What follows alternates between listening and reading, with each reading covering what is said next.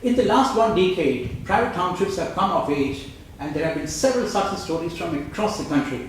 But there are a few which have also failed. One of them is Tanaji Malusare City. Tanaji Malusare City is located about 100 kilometers away from Mumbai, near Kerja.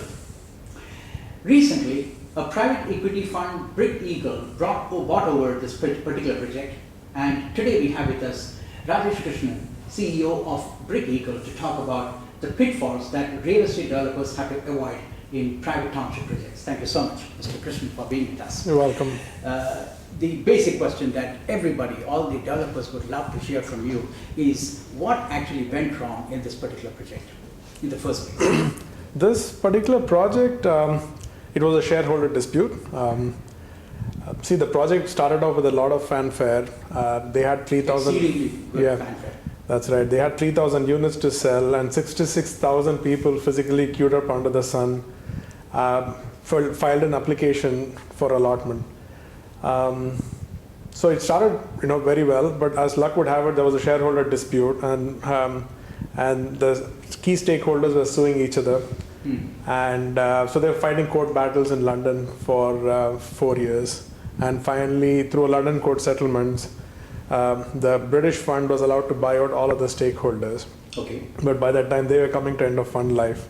So we, stepped in and made a bid and won the project. So now there is no court injunction or any kind of court involvement. No, it's clean. You're completely clear of that. But then what we have assumed is the fact that there are 3,000 customers who have been sold units at historic prices. So that's a liability that we are still kind of managing.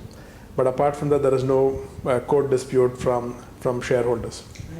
I see. Interesting. And I guess this project was considered to be, one of a kind because it was targeted at one of the lowest denominator in society. True. Houses were supposed to be available for 3 lakhs and 4 lakhs, basically for rickshaw drivers and bike dwellers and that kind of thing. Now, will that that profile of buyers be maintained in the current idea of this Sheltrex culture? Sure. Yes. See, Brick Eagle as a whole, by the way, we are purely focused on affordable housing. So we target the 3 to 30 lakh segment in any case, right? But then even here, there's a little bit of segmentation. We would broadly classify the market into EWS customers, LIG, and MIG. EWS would be the less than 15 lakh segment. MIG would be the 10 to 30 lakh segment. Okay. I'm sorry, LIG would be 10 to 30, and MIG would be broadly the 20 to 50 lakh kind of segment. Yeah, affordable. Yeah, so if you want to call it that. Okay. So we cater to all segments, and there will be a product mix, right?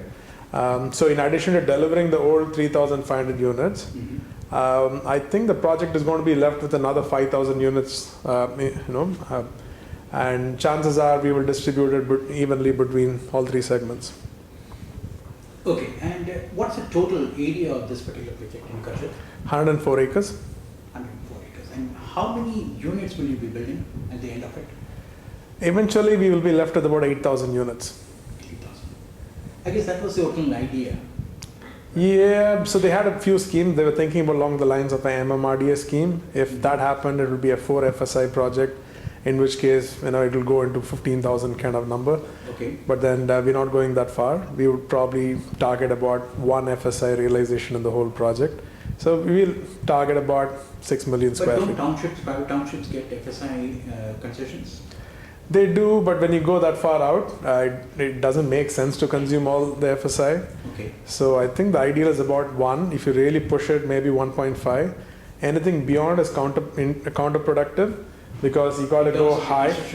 That's right. That's right. So if you go up to 25 floors, 50 floors, then your cost of construction itself is going to be 3,000 rupees.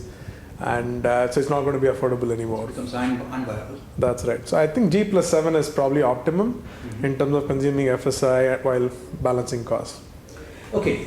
Mr. Krishnan, there is also a question of cross-subsidization, especially in such townships which are meant for the lower end of the society. Now, will that also work here? Absolutely. Actually, it's a very smart question. When you have a large affordable housing township, while we may be selling residential units at 3,000-4,000 rupees a square foot, The commercial retail space may be sold at about 10,000, potentially higher. Why is this the case? Because the value of retail space in a township is directly proportional to the buying power of the buying capacity of the residents. Okay. So if you have 8,000 families, then the numbers go that the retail space alone should be worth about $50 million. Now, we got to put a lot of thought into capturing that value by optimally placing all the retail space and making it usable, right? But there is a lot of value in the retail space. But Mr. Krishnan, there is also the question of how retail is failing. Now, this can be a related question here because essentially most of the retail giants which are now surviving is because of discounts that they offer. Sure. Purely on that count, developers don't talk about experience and the kind of ambience that you get inside a mall. True. Now, in that situation, do you think there will be lessons to be learned in your project also, or rather the kind of lessons to be implemented in your project? You're absolutely right. E-commerce is taking away the shine from the retail stores. But hey, I still go to a grocery store and buy my stuff. It's solely because of e-commerce? I mean, that is not seriously an issue, isn't it?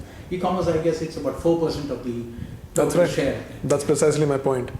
So there is still a need for the Kirana store and the malls and entertainment in general, right?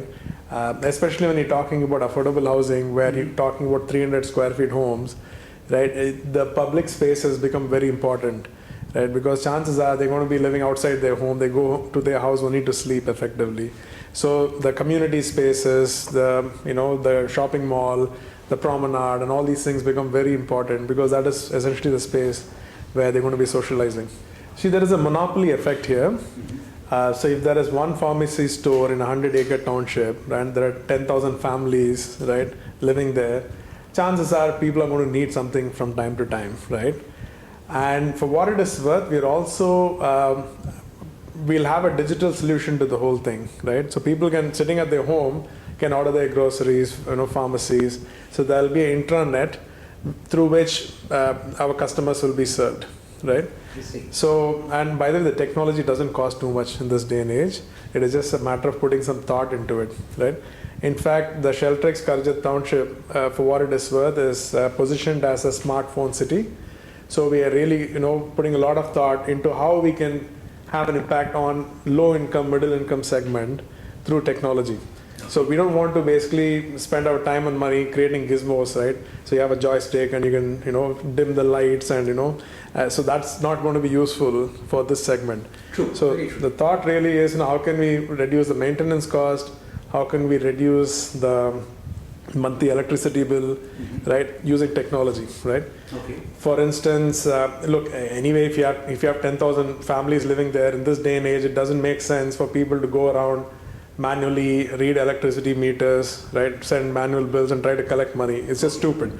So it makes sense to have sensors and get automated bills and basically do auto debit, right? It just makes common sense, right? True.